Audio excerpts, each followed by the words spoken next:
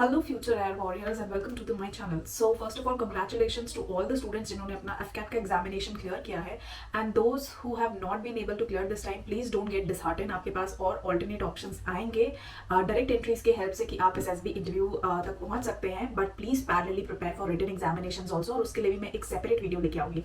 So starting about this whole video will talk about कि आपका approach क्या होना चाहिए AFSB को लेके बिकॉज वहीं से हमारी प्रिपरेशन की शुरुआत होती है और सबसे पहले अगर हमारा अप्रोच ही सही नहीं होगा तो आई एम श्योर कि प्रिपरेशन के थ्रू जो हम गोल अचीव करना चाहते हैं वो गोल अचीव नहीं हो पाएगा कहीं ना कहीं.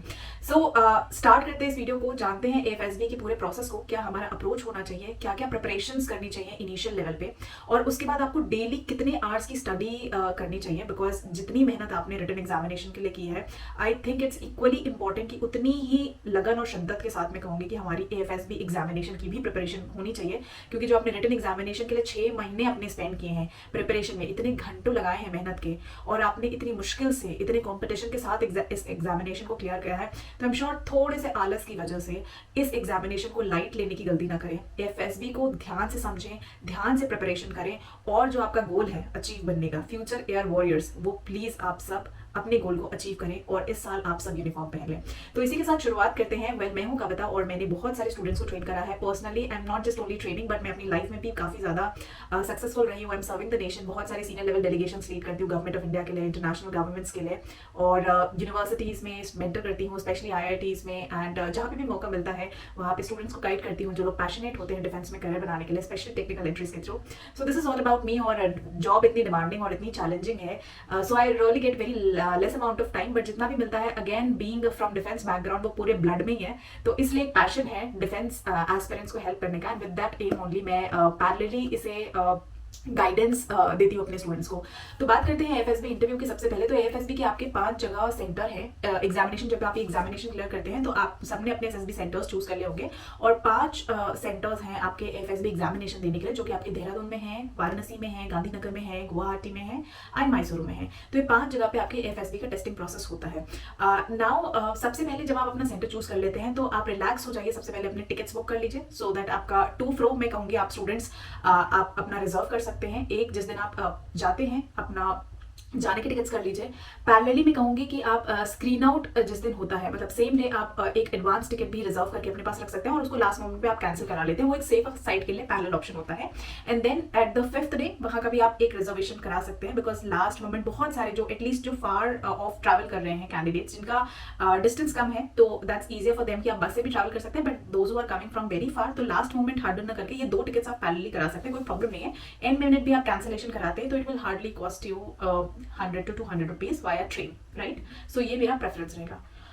उसके बाद बात कर लेते हैं डॉक्यूमेंटेशन की. नेक्स्ट इंपॉर्टेंट स्टेप लेना है कि लास्ट मिनट हसल ना हो और आपके कोई डॉक्यूमेंटेशन छूट ना जाए जिसकी वजह से आप इनएलिजिबल हो जाएं AFSB देने के लिए. तो अपने सारे डॉक्यूमेंट सिक्योर कर लीजिए, चाहे वो आपका एडमिट कार्ड हो, कॉल अप लेटर्स हो, आपके एग्जामिनेशन के सर्टिफिकेट्स हो, NCC सर्टिफिकेट हो, सबकी 2-2 3-3 कॉपीज करा लीजिए. फोटोग्राफ्स लेटेस्ट बनवा लीजिए और इन सब की 2-2 3-3 कॉपीज अपने पास रख लीजिए. जिनके वेरिफिकेशन डॉक्यूमेंट्स में नाम गलत हैं, जो एफिडेविट्स हैं आप वो पैरेलली बनवा दीजिए. जो आपके मार्क्स हैं, सर्टिफिकेट्स हैं, CGPA में है, परसेंटेज में कन्वर्ट करवा लीजिए. तो इस तरीके के आप पूरी डॉक्यूमेंटेशन प्लानिंग कर सकते हैं. डॉक्यूमेंटेशन के लिए मैं एक सेपरेट वीडियो जरूर शेयर कर दूंगी but right now let's focus on AFSB के लिए. तो वापस आ जाते हैं AFSB प्रिपरेशन करने के लिए. नाउ लाइक आई सेड आप कंपटीशन देने जा रहे हैं उन कैंडिडेट्स के साथ जो पहले भी रिकमेंड हो चुके हैं, जो पहले भी मेरिट आउट हो चुके हैं. There is much more possibility कि आपका कंपटीशन उनके साथ है. तो does not matter you are a fresher और रिपीटर. आप उस माइंडसेट के साथ बिल्कुल मत जाइए. आप बिल्कुल फ्रेश जाइए और आप ये सोचिए कि इस बार आपको एग्जामिनेशन क्लियर करना है और उसके लिए मेरा हमेशा ये मानना रहेगा कि आपको एटलीस्ट 3 से 4 घंटे की प्रिपरेशन आपको एवरीडे करनी चाहिए. अब 3 से 4 घंटे की प्रिपरेशन में आप क्या करेंगे, सबसे पहले आपको समझना होगा पूरे एग्जामिनेशन को. देखिए इस एग्जामिनेशन में आपके 15 OLQs टेस्ट होते हैं जिसमें आप अपने आप को सेल करते हैं that why are you suitable for this job. And to be very honest ये सेल करने के लिए आपको अपने आप को इस सर्विस की एलिजिबिलिटी में सर्व करने के लिए, सेल करने के लिए बहुत ज्यादा टाइम नहीं मिलता. So when you go to the screening में आप जो स्टोरी नरेट करते हैं प्रॉब्ली 1 मिनट, जो आप स्टोरी लिखते हैं प्रॉब्ली 5 मिनट और जो ग्रुप डिस्कशन में आपको टाइम मिलता है 15 to 20 मिनट्स जिसमें हर कैंडिडेट को मैं कहती हूँ कि फ्यू सेकंड्स टू 1 मिनट का मैक्सिमम अपॉर्चुनिटी मिलता है अपने स्किल्स को शोकेस करने के लिए. So over and all I would say like you have only 5 to 7 minutes to showcase your talent and showcase your skills to the SSR so that at least आप stage 1 cross करके stage 2 में जाएं. तो उस tenure में आपको अपनी leadership skills, आपको अपनी टीम स्किल्स जो एटलीस्ट स्टेज 1 टेस्टिंग के लिए रिक्वायर्ड हैं, स्क्रीनिंग के लिए जो इंपॉर्टेंट फैक्टर्स है वो बहुत ज़्यादा इंपॉर्टेंट होता है। तो जैसे डे 1 पे आपका स्क्रीनिंग आता है, डे 2 पे आपका साइकोलॉजी टेस्ट आता है, डे 3 और 4 आपका GTO टास्क होता है, डे 5 आपका इंटरव्यू होता है, और उसके बाद जो कैंडिडेट्स फ्लाइंग के लिए जाते हैं उनका PABT टेस्ट होता है जिसे CPSS भी कहा जाता है। सो ये पूरा आपका प्रोसेस रहता है बेसिकली। नाउ प्रिपरेशन के लिए जैसा मैंने बोला कि इट्स वेरी इंपॉर्टेंट कि आप 4 आवर्स की रेगुलर प्रिपरेशन करना स्टार्ट करें। स्टार्टिंग से अपना अप्रोच यही रखें, और इसके साथ आपको कुछ पैरेलल क्वालिटीज भी डेवलप करनी पड़ेगी। सबसे पहले अपने आपको काम एंड कंपोजिट रखने की कोशिश करिए। नाउ अगर आज आप ये वीडियो देख रहे हैं और आज से अगर आप अपनी AFSB की प्रिपरेशन स्टार्ट करें तो भी बहुत देर नहीं हुई है। You just have to be calm and compose in every situation, not panic. सबसे पहले तो ये अपनी रेगुलर हैबिट में ले आइए, तो ये बहुत हेल्पफुल रहेगा आपके SSB इंटरव्यू के लिए।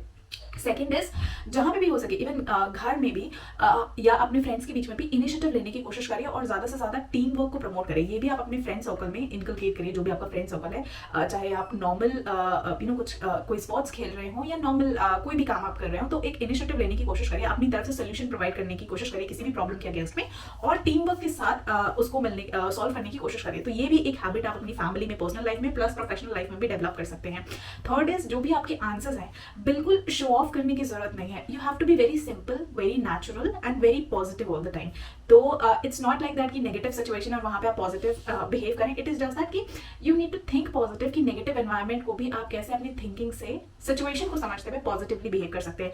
तो if you are a working professional also, if you are a student also, and if you are totally dedicated towards this preparation, और आपने गैप लिया हुआ है और आप अपनी प्रिपरेशन कर रहे हैं, ये वीडियोस आई थिंक आप सबको हेल्प करने वाली हैं आपकी प्रिपरेशन के लिए। तो डेली 1 घंटे में कहूंगी, क्योंकि अभी आपका मेन मोटिव होता है एग्जामिनेशन के फर्स्ट स्टेज को क्लियर करना, बिकॉज अंटिल अनलेस आप फर्स्ट स्टेज क्लियर करते हैं आप आगे एग्जामिनेशन में नहीं जा सकते। तो stage 1 screening is very much important, और स्क्रीनिंग में आपके 5 डिफरेंट टाइप्स के टेस्ट होते हैं, OIR, OLQ, PPTT, narration and GD। इसको मैंने 5 कैटेगरीज में डिवाइड कर लिया। तो इसलिए मैं कहूंगी सबसे पहले आप डेली प्रैक्टिस करना शुरू करिए OIR एंड OLQs को, जो कि बेसिकली रीजनिंग प्रैक्टिस टेस्ट हैं। इसमें वर्बल एंड नॉन वर्बल होते हैं। इनके सिलेबस भी मैं आपके साथ शेयर कर दूंगी एक सेपरेट वीडियो के साथ। और टाइम बेस्ड आप प्रैक्टिस करें, which is very much important, because पूरा AFSB का गेम है, पूरा SSB इंटरव्यू का गेम है। मैं कहूँ it's all about time only, क्योंकि टाइम जब प्रेशर आता है आपके ऊपर और टाइम लिमिटेड होता है, तब आप सबसे ज्यादा मिस्टेक्स करते हैं। तो अगर आपके ये नॉर्मल हैबिट में रहेगा, ये ऑटोमेटिकली आपके रूटीन में आ जाएगा, और जब आप उस एग्जामिनेशन को फेस करेंगे तो आपको कुछ नया नहीं लगेगा। तो डे 1 से आप टाइम के साथ प्रैक्टिस करना शुरू कर दीजिए। सेकंड इज 30 मिनट्स आप अपने आप को रेगुलरली दीजिए, कि आप कोई भी पिक्चर देखें, कोई भी सिचुएशन एनालाइज करें, तो उसके ऊपर आप 5 मिनट्स के अंदर, अगर आपको 5 मिनट्स मिलता है, टेक 4.5 मिनट्स और अपनी स्टोरी लिख के प्रिपरेशन करें। नाउ स्टोरी लिखना बहुत लोगों को लगता है कि स्टोरी लिखनी है, नॉर्मल सी बात है, क्या बड़ी बात है, बट स्टोरी आपको नॉर्मल नहीं लिखना। फर्स्ट ऑफ ऑल, जो मैंने एक्सपीरियंस किया हुआ, ये मेरा पर्सनल एक्सपीरियंस भी है, AFSB में जब आप स्टोरी राइटिंग करते हैं ना, they really expect not to write a normal story, but कहीं ना कहीं थोड़ा सा डिफिकल्टी लेवल AFSB में ज्यादा होता है, and they always expect you to add twist of technology logically. तो थोड़ा सा टेक्निकल स्टोरी आपको लिखने का प्रैक्टिस करना होता है। अगर आप नॉर्मल स्टोरीज लिखेंगे तो it won't work out very much, I would से, not every cases but maximum cases में ऐसा मैंने देखा, and that's what the feedback I usually get from my students also. तो हमेशा अपनी स्टोरी में, क्योंकि आजकल everything is digital technology based, तो कहीं ना कहीं आपको वो डिजिटल एलिमेंट रखना होता है, टेक्निकल थोड़ा सा अपनी स्टोरी को साउंड कराना होता है। और स्टोरी में जब आप लिखते हैं तो it is divided into 3 parts, कि सबसे पहले what is happening in the picture, what has led to this situation, and further future outcome क्या है, how have you solve the problem. इन 3 क्वेश्चंस का एक लॉजिकल फ्लो होना चाहिए, और जो आपका स्टोरी है, जो सेंटेंसेस हैं, वो टू द पॉइंट होने चाहिए। तो स्टोरी भी कैसे लिखने हैं आपको, उसके लिए मैं एक सेपरेट वीडियो लेके आऊंगी, बट यहाँ पे मैं आपको प्रोसेस एंड अप्रोच समझाने की कोशिश कर रही हूँ, which would be really helpful जब आप ये वीडियो पूरा कंप्लीट कर लेंगे। तो स्टोरी लिखने के बाद उसके बाद आप प्रैक्टिस करिए आपकी फिजिकल्स की, बिकॉज आपका पर्सनली फिट रहना बहुत ज्यादा इंपॉर्टेंट है, that you are not falling sick. तो आप पर्सनली थोड़ी रनिंग कर रहे हैं, थोड़े पुशअप्स कर रहे हैं, जिससे आपकी बॉडी में थोड़ी सी एजिलिटी आ रही है उन एक्सरसाइजेस की हेल्प से। So you are staying fit, you are not getting unhealthy, और इसकी वजह से आपका टाइम लैप्स भी नहीं हो रहा, because if you not well तो आपका प्रिपरेशन लॉस होगा, ठीक है। तो वो चीजें भी हम अवॉइड कर रहे हैं। प्लस एवरी वीक जब आप प्रिपरेशन कर लेते हैं ना, every week try to give a mock of all the test, यानी जो आपके 50-50 क्वेश्चंस आते हैं OIR OL, क्योंकि टाइम बेस्ड, टाइम बाउंड, सो 15 मिनट्स होते हैं, तो आप उनको टाइम रिड्यूस करके कोशिश करिए you solve it in 12 minutes. 3 minute का बफर रखिए अपने ऊपर। इस तरह से जब आप प्रैक्टिस करेंगे, and it would be difficult surely, मैं ये आपको ये भी बता रही हूँ, अगर आप डे 1 पे ट्राई करेंगे नहीं होगा आपसे, बट उस पर घबराने की जरूरत नहीं, पैनिक करने की जरूरत नहीं, because you are just starting it. Whether you are a repeater, whether you are a fresher, नहीं हो रहा तो दैट मीन्स कि वहां पे आपका प्रॉब्लम है, और इसी चीज को आपने असेस नहीं किया। टाइम बेस्ड प्रैक्टिस करना है, which is at times difficult also करने के लिए. सो उसमें आपको कुछ भी करने की जरूरत नहीं. You have so many materials also, but the problem is that कि एक पर्सनल गाइडेंस नहीं होता, एक टीचर का गाइडेंस भी होता है. That guidance you can surely get it from me. और आपके वीकली मॉक टेस्ट कंडक्ट कराना, आपको किस तरह से पूरा स्क्रीनिंग का प्रोसेस करना है, किस तरीके से जब आप अपनी स्टोरीज लिखते हैं तो उनको आप स्टोरीज को अपनी इंडिविजुअली चेक करा सकते हैं. बिकॉज मोस्टली होता क्या है कि children right stories and it is left like that only. In most of the institutes I see the same problem. और बहुत सारे स्टूडेंट्स जो है वो इंटरनेट से देखते हैं, बुक से देखते हैं, they write very similar stories. कुछ नया नहीं होता. And please understand this that the assessors जो वहां पे बैठे होते हैं वो इस प्रोसेस से कम 15 से 20 साल से ज्यादा जा चुके होते हैं. दे आर ऑल्सो ट्रेन्ड इन्हीं चीजों में. तो that is why they don't take even 45 seconds to 50 seconds की आपकी स्टोरी का कंक्लूजन क्या होगा. इसीलिए जो भी एसेसर होता है आप देखोगे कि वो आपकी स्टोरी 40 से 45 सेकंड से ज्यादा नहीं सुनता है. He says next, because the moment you start your story और आप हाफ तक कंप्लीट भी नहीं करते हो, ही नोज कि आपने क्या कंक्लूड किया होगा पॉसिबली. ठीक है. So they are that much experienced और आपको उनको इंप्रेस करना होता है अपनी क्वालिटीज से. तो इसीलिए एक ट्विस्ट और एक न्यू थॉट के साथ आपको अपनी स्टोरी लिखनी होती है, which is one of the methods to get selected in screening test. Surely that's one way, but इसी तरह के there are multiple ways to get selected. तो बहुत इंपॉर्टेंट होता है कि जब आप अपनी स्टोरीज लिखें, you get regular feedback of your stories. तो उसके लिए आप श्योरली मेरे साथ पर्सनल बैच में ज्वाइन कर सकते हैं. I usually take not more than 20 students because it gets very difficult for me. वो काफ़ी टाइम टेकिंग होता है.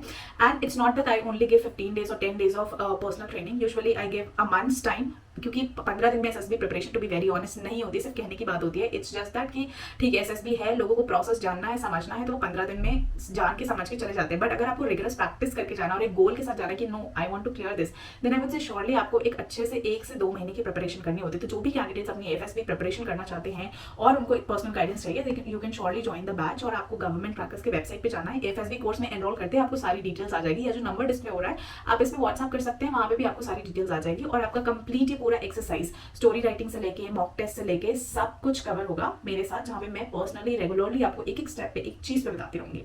सो that's there. Second thing is कि आपको एक टाइम टेबल फॉलो करना होगा. लाइक आई सेड कि 3 से 4 घंटे ये कॉन्टिन्यूसली आपको रेगुलरली फॉलो करना होगा for a week. Then second week में आपको अपने साइकोलॉजी के टेस्ट भी यहाँ पे ऐड करने होंगे, जिसमें आपके टैट वैट एसआरटीज आ जाते हैं. और आपको इन टेस्ट की हेल्प से बेसिकली देखा जाता है या समझा जाता है that how are you behaving with your surrounding, how are you behaving with your nearby people who are with you. So इसलिए आपके साइकोलॉजिकल टेस्ट होते हैं, आपका फिजिकल टेस्ट होता है, आपका मेंटल टेस्ट होता है, आपका बिहेवियर टेस्ट होता है. और उन सारे टेस्ट के बेसिस पे ये असेस किया जाता है कि whether you are really suitable for this job और not. Because this job in defence ये highly demanding and challenging jobs होती हैं, जहाँ पे आपको अपने पर्सनल सैक्रिफाइस भी करने होते हैं. बहुत सारे family relations, personal comfort zone को सैक्रिफाइस करते हुए आपको एक बहुत चैलेंजिंग सिचुएशन और एनवायरनमेंट में जाना होता है, जहाँ पे बहुत सारे कैंडिडेट्स अगर they are not psychologically and mentally strong, तो you give up on your own life. Plus आपके साथ because you are a leader, you become a leader at a very young age, आपके साथ आपके पूरे ट्रूप की life भी risk पे होती है. So that is why they don't take any sort of that chance. So that's why this guidance is really important. So सबसे अच्छी बात, फ्रेशर्स का एक एडवांटेज होता है. अब मैं आपको बता देती हूँ, जो लोग प्रिपरेशन कर रहे हैं फ्रेशर रहना ना, तो बहुत अच्छा एडवांटेज है because you don't know the process पहले. तो अगर आपकी कोई छोटी मोटी गलतियां भी होती हैं which the assessor thinks that they are trainable, तो आपके चांसेस वहां पे थोड़े हायर होते हैं कि वो आपकी गलतियों को अवॉइड कर दिए जाते हैं. रिपीटर के लिए भी एडवांटेज होता है. बहुत सारे लोग बोलते हैं रिपीटर के लिए डिसएडवांटेज होता है. आई वुड से रिपीटर के लिए एडवांटेज होता है. कैसे? Because you are the repeater, आपको पूरा प्रोसेस पता होता है. और अगर आपने सही तरह से अपने स्ट्रेंथ्स को और अपनी मिस्टेक्स को आइडेंटिफाई कर लिया होता है, तो आप अपने वीक एरियाज को इंप्रूव करके जाते हैं, ये परफॉर्म वेल, और वहां से आप का बूस्ट होता है. तो that is also been assessed. ये रिपीटर्स के केस में होता है. पर्सनलाइज्ड फीडबैक बहुत ज्यादा इंपॉर्टेंट होता है, क्योंकि when we study from open sources जैसे इंटरनेट बुक्स में, तो वहाँ पे क्या होता है, they have just written general stories, but life में for me the situation would be different, for you the situation would be different, right? For me I might say it's green, things may be good for me, for you it may be red, you must have faced more challenges than me. तो हर इंसान का अपना एक journey होता है, एक factor होता है, और उसी को रिकॉग्नाइज करते हुए आपको अपना इस प्रिपरेशन को कंप्लीट करना होता है. That is why personal guidance is important. And I say इसीलिए आपका इंडिविजुअलिटी निकल के आना चाहिए. That's the highlight of my entire platform and my preparation. जो बच्चे मेरे साथ प्रिपरेशन करते हैं कि मैं सिर्फ आपका इंडिविजुअलिटी निकाल के लेती हूँ. I don't actually guide you, but आपको हेल्प करती हूँ रिकॉग्नाइज करने में आपके स्ट्रेंथ्स, आपके वीकनेसेस और आपकी इंडिविजुअलिटी को शाइन कराती हूँ मैं. लास्टली मॉक इंटरव्यू श्योरली जो आपको ऑटोमेटिकली कॉन्फिडेंस गेन करते हैं, और जब आप इतनी बार प्रैक्टिस करके जाते हैं तो वो आपके एक रूटीन में नॉर्मल आ जाता है, you don't face anything new, so आप नॉर्मल वे में परफॉर्म करते हैं, रेदर देन जब आप फ्रेशर की तरह जाएंगे और इंटरव्यू अपना परफॉर्म करेंगे टेस्ट, तो वहाँ पे मिस्टेक्स होने के चांसेस कम हो जाते हैं। इसके साथ साथ मैं कहूँगी कि जब आप अपनी एसएसबी प्रिपरेशन कर रहे हैं, प्लीज मेक श्योर कि आप regularly at least you spend around 15 to 20 minutes daily current affair news में, और इंपॉर्टेंट न्यूज देखिए, ऐसे नहीं और war bloodshed related, something that should be impacting the nation और इम्पैक्टिंग द पीपल, इन दोनों से रिलेटेड ही आपको न्यूज को कवर करना है। इसके अलावा पॉलिटिकल न्यूज, रिलीजियस न्यूज, इनसे आप please stay away for some time जब भी आप अपनी एसएसबी प्रिपरेशन करें, बिकॉज डिफेंस इज समथिंग जो पॉलिटिकली अलाइन नहीं होती है कहीं पे भी, तो पॉलिटिकल न्यूज आप श्योरली स्केप कर सकते हैं, रिलीजियस न्यूज आप स्केप कर सकते हैं। आपको उन न्यूज को देखना है जिनसे पूरी इंडिया पे क्या इम्पैक्ट पड़ेगा, नेबरिंग कंट्रीज पे क्या इम्पैक्ट पड़ सकता है, सोसाइटी पे क्या इम्पैक्ट पड़ सकता है। तो इस तरह के न्यूज आपको बहुत फिल्टर करके आपको अपने आप को अपडेटेड रखना है। Like I said, you have to manage that entire time wisely if you are a working professional, because आप job भी करते हैं, but I think 3 to 4 hours giving yourself for this preparation is not a very big challenge, because आपने इतनी preparation की होती है FCAT written examination की, और अगर आप नहीं करोगे ना, आई एम टेलिंग यू नहीं होगा, don't take this lightly, but अगर आप प्रिपरेशन नहीं करते हो, एफएसबी को लाइटली लेते हो, टच वुड, जो आपकी मेहनत होती है, जो आपका रिजल्ट होता है, वो it will go into waste, क्योंकि आपने इतना 6 महीने लगा के डेडिकेशन के साथ प्रिपरेशन की होती है, और इतने चैलेंजिंग एग्जामिनेशन को आप लोग क्लियर करते हैं इतने ज़्यादा कॉम्पिटिशन के साथ। So I would say don't take it lightly, और अगर आपको कोई भी डाउट्स है, कोई भी क्वेश्चन है, कोई भी क्वेरीज है, तो आप श्योरली मुझसे पूछ सकते हैं। This was overall brief about the AFSB video, I hope it was useful for you. जो भी लोग प्रिपरेशन अपनी स्टार्ट करना चाहते हैं इमीडिएटली, आप जाके गाइडेंस प्रोग्राम स्टार्ट कर सकते हैं, वो अवेलेबल है। लाइक आई सेड 20 बैचेस हैं, आई डोंट टेक एनीबडी, मैं उसमें भी शॉर्ट लिस्ट करती हूँ, so I take a normal test, और उसके बाद मैं लोगों को शॉर्ट लिस्ट करती हूँ कि होम शुड वी टेक और not, because I also want people who are hard working, और अगर आप हार्ड वर्किंग नहीं है ना, तो I am trust me this it is difficult to clear examination, because at the end it's not me who will perform, at the end it will be you. तो आपके अंदर वो जील होनी चाहिए, वो हार्ड वर्क होना चाहिए, और परसिवरेंस भी होना चाहिए इस पूरे रिगरस प्रोसेस के क्रॉस करने के लिए। So all the best to everyone. I hope कहीं ना कहीं I try to put in the relevant information to you and how to start your preparation. So I will see you the next session. जो भी आपके doubts है, comments आप drop कर सकते हैं कमेंट बॉक्स में, and I will come up with more videos related to FSB. All the best to everyone, and like I said, जिन्होंने एग्जामिनेशन क्लियर नहीं करा है, stay updated on the channel. आपके पास और भी अपॉर्चुनिटीज पैरेलल एंट्रीज के आ जाएंगे, और किस तरीके से आप अपनी एफकैट की दोबारा प्रिपरेशन स्टार्ट कर सकते हैं, और किस मैनर में आपको स्टार्ट करनी है, वो श्योरली मैं आपके साथ डेफिनेटली शेयर करने वाली हूँ। सो जय हिंद, बाय बाय।